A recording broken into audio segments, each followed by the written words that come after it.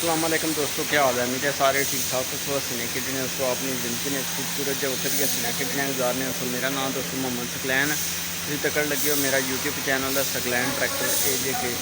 अज दोस्तों तुहाडे वास्ते एक ट्रैक्टर लैके आया फातिर ट्रैक्टर है जनाब अल्लाह 385 साफ सोहनी सुथरी की कंडीशन ही दोस्तों गड्डी हैगी। तो जे इस खरीदना तो रबता कर सकते होंगे मेरे नाल रबता नंबर या डायरैक्ट मालका नाल जाकर गलबात करनी है, ठीक है।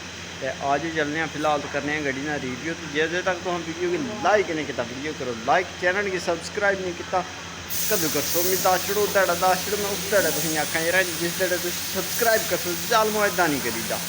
हाँ दरवाजे बारियाँ होर कोई खाता करना चाहो बनाना चाहो तो तुम रबता कर सकते हो। मेज़ हो गया, कुर्सियाँ लटरन पटरन ये तक अपने बिजनेस है सारा, ठीक है। जे करना चाहो तो तुम रबता कर सकते हो मेरे नाल, ठीक है। जे ट्रैक्टर खरीदना चाहो तो आज चलिए पे ट्रैक्टर चेक कर लीए। बाकी गलबात तुहाडे नाल अगे चल वीडियो शेयर करते हैं। आज गड्डी चेक करिए।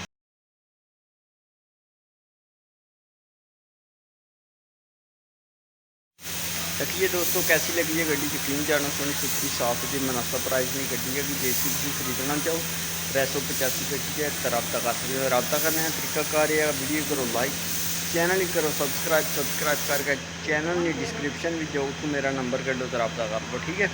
मिलने हैं दोस्तों नेक्स्ट वीडियो। इसने तो ख्याल रखे अपना सब्सक्राइब करने नहीं पता लग जाना कि बंदे किता तो रबता किया, तो लाइक करने भी पता लग जाना। परेशान नहीं थी आज।